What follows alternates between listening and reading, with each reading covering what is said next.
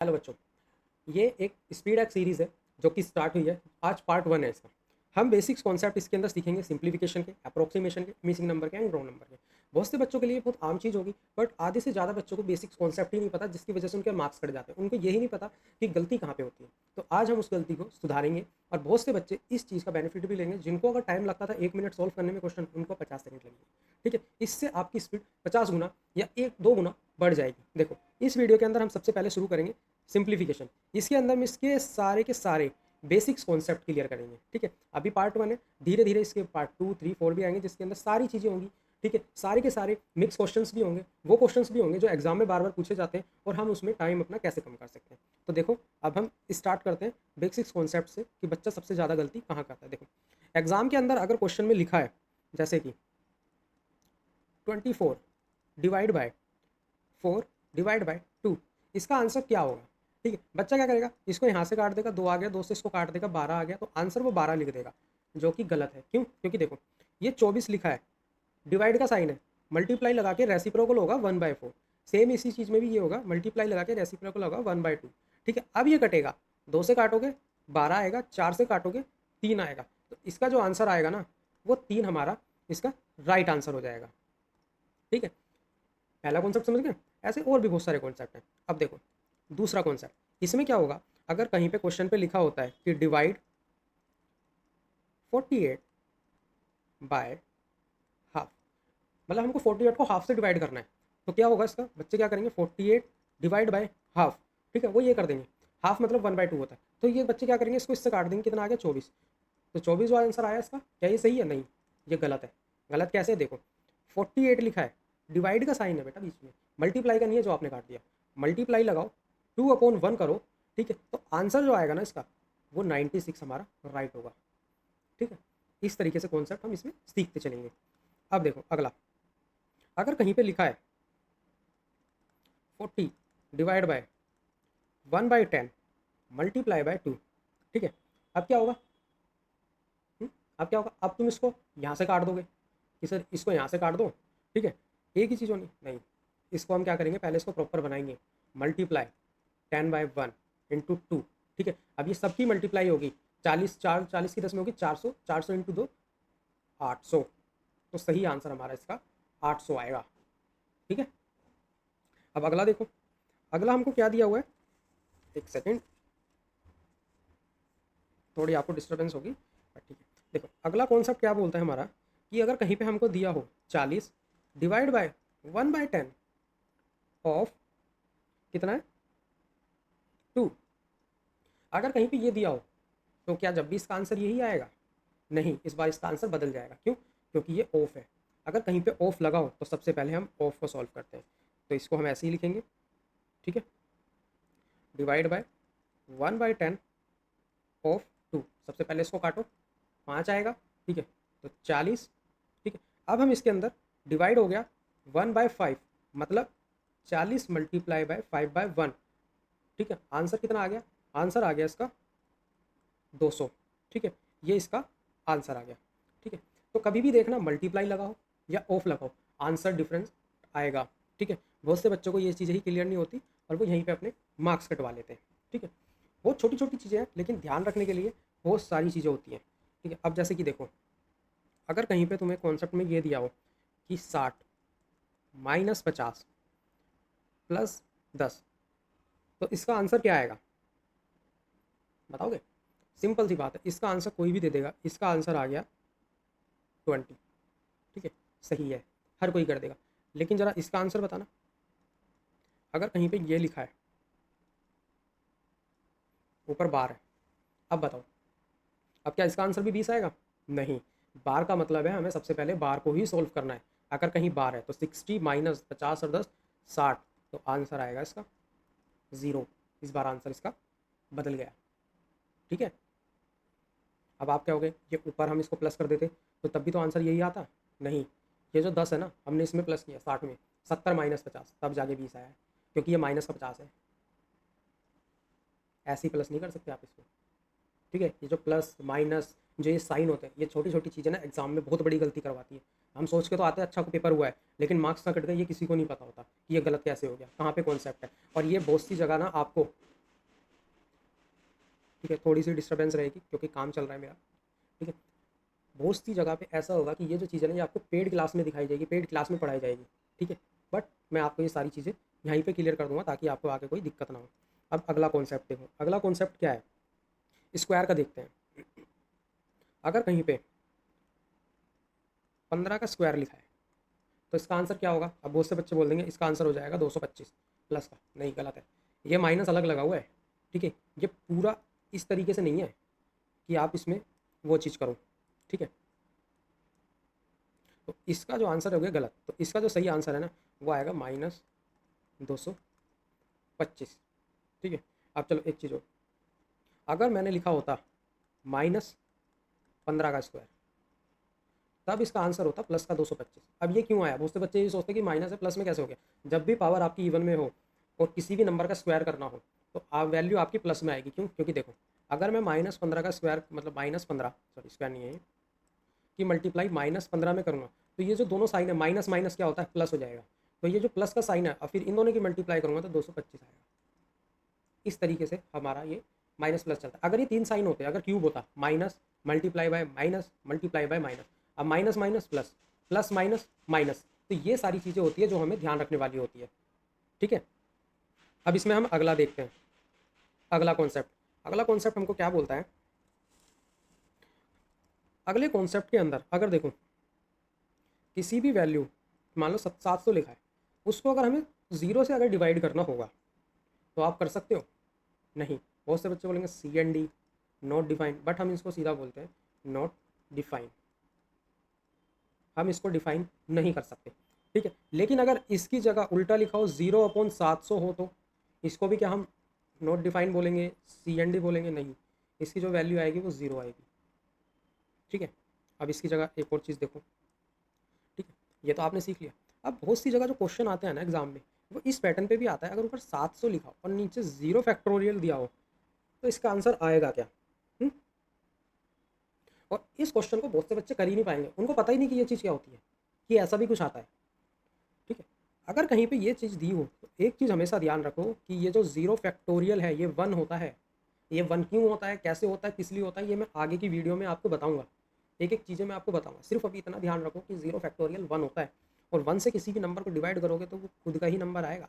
तो इसका जो आंसर है 700 हो जाता है। एग्जाम में आता है ऐसा क्वेश्चन कि डिवाइड की बहुत बड़ी वैल्यू दे देते हैं और उसमें 0 फैक्टोरियल भी डाल देते हैं। क्या करोगे उसका? बहुत सा बच्चा सोचता है 0 आ गया और सबको 0 कर देगा। ऐसा नहीं होता। ठीक है, अब एक चीज़ और बताओ, अगर कहीं पे मेरे को वैल्यू दी हो 35, ठीक है, और इस पूरे की वैल्यू अगर मतलब पावर 0 है तो आंसर क्या आएगा? कोई बता सकता है? कमेंट कर सकता है कोई मेरे बताने से पहले कि क्या आएगा? क्योंकि आधे से ज़्यादा को पता ही नहीं। अब बहुत से क्या बोल देंगे, सर पावर 0 है तो इसका जो आंसर होगा ना वो 0 होगा, और यहीं पे मार्क्स कट गए। 0 नहीं होता। कोई भी नंबर हो अगर उसकी पावर 0 दे रखी है, ठीक है, तो उसकी जो वैल्यू होगी ना वो हमेशा 1 के बराबर होगी। ध्यान रखना इस चीज़ को। कई बार ऐसे भी क्वेश्चन आ जाता है कि 35 का स्क्वायर मल्टीप्लाई बाय 10 + 2, तो इसमें क्या करोगे? फंस गए। इस वाले क्वेश्चन का आंसर आप कमेंट में बताओ अगर समझ गए हो तो। ठीक है, ये लो, ये आपका होमवर्क, इसको बताओ। देखते हैं कौन सा बच्चा समझा, कौन इसको ठीक करेगा। ये छोटी छोटी चीज़ें होती हैं जो एग्जाम में हमारे बहुत सारे नंबर काट देती है। इन छोटी छोटी चीज़ों से ही हमारे बड़े बड़े क्वेश्चन बनते हैं। लेकिन किसी को यही अगर नहीं आएगा तो क्या करेगा? सिंप्लीफिकेशन छोटा नहीं होता, बहुत बड़ा पार्ट है। ठीक है, और बहुत सारे बच्चे जानते ही नहीं हैं कि वो कैसे होगा। अब देखो, पावर का तुम्हें एक चीज़ और बताता हूँ। पावर के बारे में एक चीज़ और, अगर कहीं पे लिखा हो 2 की पावर 2 और उस 2 की पावर 3 तो आंसर क्या आएगा? अब बहुत से बच्चे बोल देंगे सर इसका आंसर ना 64 आएगा, ये हमारा हो गया ठीक, मज़े आ गए, 1 नंबर पक्का। एग्जामिनर खुश हो जाएगा, अरे वाह ये तो 0 हो गया, मज़े आ गए, इसके तो नंबर कट गए। आता ही नहीं इसको सिंप्लीफिकेशन। हमेशा ध्यान रखो इस चीज़ में कि अगर 2 की पावर 2 दे रखी हो, उस 2 की पावर 3, तो सबसे पहले इसको सॉल्व करो। तो 2 की पावर क्यूब का मतलब हो गया 2 की पावर 8, 2 की पावर 8 का मतलब हो गया 256। तो ये इसका आंसर हो गया। ठीक है, ऐसे नहीं होता जैसे आपने कर दिया। अब अगर यहाँ पे ये लिखा हो कि 2 की पावर 2 और इस पूरे की पावर 3, तो आंसर क्या होगा? अब आप बोलेगा सर जी हमने तो सीख लिया, ये तो हमारा 256 हो गया, मज़े आ गए, 1 नंबर पक्का, लेकिन फिर कट गया। अरे ये क्या बात कर रहे हो, अभी तो आपने सिखाया था ऐसे होगा अब क्यों होगा। बेटा ऊपर ना कहीं पे भी बार वो नहीं था ब्रैकेट, इसमें ब्रैकेट है। ब्रैकेट का मतलब ये दोनों पावर की आपस में होगी मल्टीप्लाई। तो 2 की पावर 6 हो जाएगा, 2 की पावर 6 का मतलब होता है 64। समझे, अब हमारा 64 इसका आंसर सही हो गया। पता था ये चीज़ें बच्चे को आपको? अगर पता है तो कमेंट में बताओ, नहीं पता तो बताओ कि कैसा लगा। ठीक है, अभी तो बहुत सारी चीज़ें हैं, ये तो बहुत छोटे छोटे पार्ट है जो मैं आपको बता रहा हूँ। ये तो मैथ्स का एक बहुत छोटा सा कॉन्सेप्ट है जो अभी आप कर रहे हो। ठीक है, अभी तो इसके अंदर एक बहुत बड़ी सीरीज़ है, आप मेरे साथ जुड़ते चलो, आपको चीज़ें पता लगती रहेगी। अब देखो, अब अगर कहीं पे लिखा हो कि 72 डिवाइड बाय ब्रैकेट के अंदर 4 डिवाइड बाय 2 और फिर डिवाइड बाय 8, कमेंट करो इसका आंसर मेरे बताने से पहले, अगर कर सकते हो तो। ठीक है, नहीं पता कोई बात नहीं, आप इसको अब सीखो। अगर कहीं पे भी ब्रैकेट है तो सबसे पहले हम ब्रैकेट को सॉल्व करेंगे, तो इसको काटो, कितना आएगा 2। तो अब ये जो क्वेश्चन बना ना वो 72 डिवाइड बाय 2 डिवाइड बाय 8 बना है। तो ये कैसे सोल्व होगा, 72 इंटू 1/2 इंटू 1/8। ठीक है, 8 से काटोगे 9 आएगा, तो इसका आंसर आ गया 9/2। और भी काटोगे तो आंसर आएगा 4.5। ये इसका आंसर है। ठीक है, अब अगला देखो। अगला हमको क्या दिया गया है, 16 का क्यूब लिखा है एक तरफ और बराबर क्या लिखा है हमारा, 4 का क्यूब। अब बताओ इसकी वैल्यू क्या आएगी, बता सकते हो? नहीं बता सकते, तो इसमें हमेशा ध्यान रखना, इसकी जो मेरी वैल्यू जो आएगी वो यहाँ पे होगा हमारा 16। ठीक है, डिवाइड बाय 4 और इस पूरे की वैल्यू क्यूब, मतलब पावर आ गई हमारी क्यूब में। तो इसको काटोगे तो 4 आएगा, और 4 का जो मेरा क्यूब होता है वो होता है 64। इसका आंसर ये आएगा। ठीक है, अब देखो एक चीज़ और, अगर क्वेश्चन में मेरे को दिया हो 64 इज इक्वल टू 2x, मतलब 2 की पावर x, तो अब ये चीज़ हमेशा ध्यान रखना, कभी भी किसी की पावर अगर x दी हो तो उसका जो बेस है ना वो सेम बनाने की कोशिश करो। ठीक है, अब जैसे 2 है, 2 को आप 64 को भी हम 2 बनाएंगे, कैसे बनाएंगे देखो, ये जो 64 है इसको मैं 2 की पावर 6 लिख सकता हूँ, बिल्कुल लिख सकता हूँ। और इधर मेरे को 2 की पावर x दी हुई है, दोनों बराबर ही तो है, इधर भी 2 है इधर भी 2 है, तो इसका मतलब ये है कि ये भी सेम है। तो x की जो वैल्यू आ जाएगी वो आ जाएगी मेरी 6। ठीक है, ये भी हो गया। अब ज़रा तुम इसका आंसर बताओ कि अगर 36 की पावर x दी है और इधर अगर 1 दिया है, तो बेटा सिस्टम हैंग हो जाएगा आधे से ज़्यादा बच्चों के कि सर ये क्या हो गया, इसको कैसे हम 36 बनाएं। कि इसको हम कैसे 36 बनाएं, कि एक है, एक का कितना क्यूब लेके जाओगे यार तुम, जो उसको तुम 36 बनाओ, तुम 1000 क्यूब ले लो तब भी एक ही रहेगा ये तो, कैसे कर सकते हो उसका। हम्म? शायद तुमने पीछे एक चीज़ सीखी होगी, मैं तुम्हें बता देता हूँ। कहाँ पे सीखी थी, कहाँ कहाँ सीखी है, यही है। ये चीज़ दिख रही है तुम्हें, अगर किसी की पावर अगर हम ज़ीरो कर देते हैं तो वो हमारे 1 के बराबर होता है। और यही क्वेश्चन मैंने तुमसे पूछ लिया, अगर 36x है, ठीक है, अगर मैं इसकी पावर 0 कर दूंगा तब भी तो ये मेरा 1 के बराबर ही है। तो इसका मतलब जो है वो है x की जो वैल्यू है वो 0 है। ठीक है, अब आधे ज़्यादा बच्चे यहीं पे मार्क्स कटवा लेता कि सर ये तो हमने सीखा ही नहीं, आता ही नहीं। बेटा क्लास ज्वाइन करो, यूट्यूब चैनल ज्वाइन करो, सब चीज़ सिखाएंगे धीरे धीरे, बट सारी चीज़ क्लियर करेंगे। ठीक है, अब देखो, अब अगर आपको क्वेश्चन दिया हो, फ्रैक्शन वाला देखते चलो, 4/7 और होल अपॉन 10। ठीक है, इसको जो बड़े वाले को बड़ी लाइन होती है ना, इसको होल अपॉन बोला जाता है, मतलब पूरे का अपॉन, मतलब 4/7 और होल अपॉन 10 इस तरीके से बोला जाता है। आपको इसका आंसर बताओ, बता पाओगे? नहीं, हमें तो आता ही नहीं, सीखा ही नहीं, कैसे होगा? अब तुक्का लगा दोगे, आंसर हो जाएगा गलत। इसकी जो वैल्यू होगी ना, हमेशा एक बात का ध्यान रखना, इसको हम ना डिवाइड में भी डिफाइन कर लेते हैं, मतलब इसको हम डिवाइड भी मान लेते हैं, मतलब 4/7 डिवाइड बाय 10। तो वैल्यू जो होगी ना 4/7 मल्टीप्लाई 1/10, 4/70, इसका आंसर आ गया। बट एग्ज़ाम में तो आप ऐसे नहीं करोगे कि उसको डिवाइड मानोगे, उसको ये करोगे, उसको वो करोगे। एग्ज़ाम में किस तरीके से करोगे, 4/7 लिखा हुआ है, अपॉन अगर 10 लिखा है तो उसके नीचे 1 लगा लो। ठीक है, अब पास की पास वाले में मल्टीप्लाई करो, दूर की दूर वाले में मल्टीप्लाई करो। ठीक है, इसकी मल्टीप्लाई इसमें करो, इसकी मल्टीप्लाई इसमें करो। ऊपर क्या है 4 लिखा है तो 4 की मल्टीप्लाई एक में करो कितना आएगा 4। नीचे क्या लिखा है 7 और 10, इसकी मल्टीप्लाई इसमें करो कितना आएगा 70। हो गया क्वेश्चन खत्म। ठीक है, और अगर ये सेम चीज़ दी हो 4 होल अपॉन 7/10, आप कैसे करोगे? बात तब भी वही रहेगी 4 डिवाइड बाय 7/10, बट इस बार वैल्यू बदल जाएगी 4 मल्टीप्लाई 10/7, तो आंसर आएगा 40/7। ठीक है, इसका आंसर कितना आएगा 40/7 आएगा। एक सेकेंड,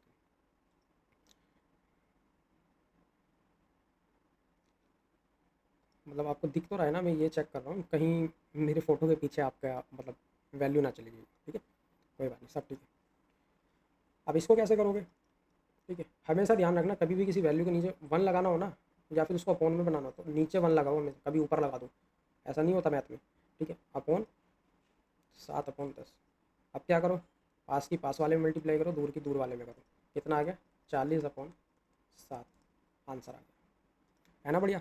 अगर पसंद आ रही है चीज़ें, मज़ा आ रहा है और एंडिंग तक आप बने हो, तो चैनल को लाइक एंड सब्सक्राइब जरूर करें। कमेंट में बताएं कि आपको ये बेसिक्स पता है या फिर आपको ये कुछ हेल्प करेंगे या नहीं करेंगे। ठीक है, अभी तो सिर्फ हम बेसिक्स कर रहे हैं, अभी तो बाद में चल के हम क्वेश्चंस भी करेंगे, बट इस वीडियो में हम सिर्फ बेसिक ही आपका क्लियर करेंगे। बाकी जो नेक्स्ट वीडियो अपलोड होगी उसमें इसी बेसिक्स के ऊपर आपको क्वेश्चंस भी कराऊंगा। ठीक है, अब जैसे एक क्वेश्चन हमको दिया हो, क्वेश्चन क्या है 99, ठीक है, 4/11 प्लस 99 7/11।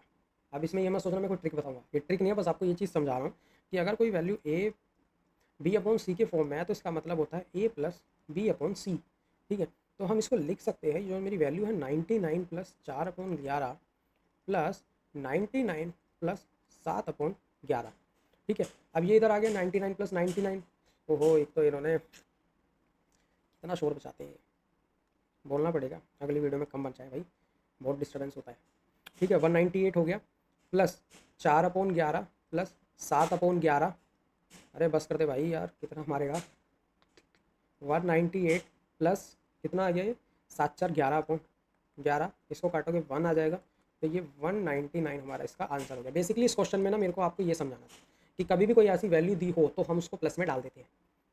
ठीक है, ऐसा कुछ नहीं है। इस वीडियो में फ़िलहाल इतना ही, अगली वीडियो के अंदर मैं आपको और भी सारी चीज़ें बताऊंगा और आपको क्वेश्चंस भी सॉल्व कराऊंगा, जो एग्जाम बेस्ड क्वेश्चंस होते हैं किस तरीके से आते हैं। उसके अंदर सर हमारा 1 मिनट का टाइम चला जाता है, बट हम उसको रिड्यूस करके उस टाइम को 30 सेकंड में कैसे लाएंगे, ये चीज़ मैं आपको सिखाऊंगा कि आप ऑप्शन से कैसे क्वेश्चन खत्म कर सकते हो, उसमें कैसे उड़ा सकते हो।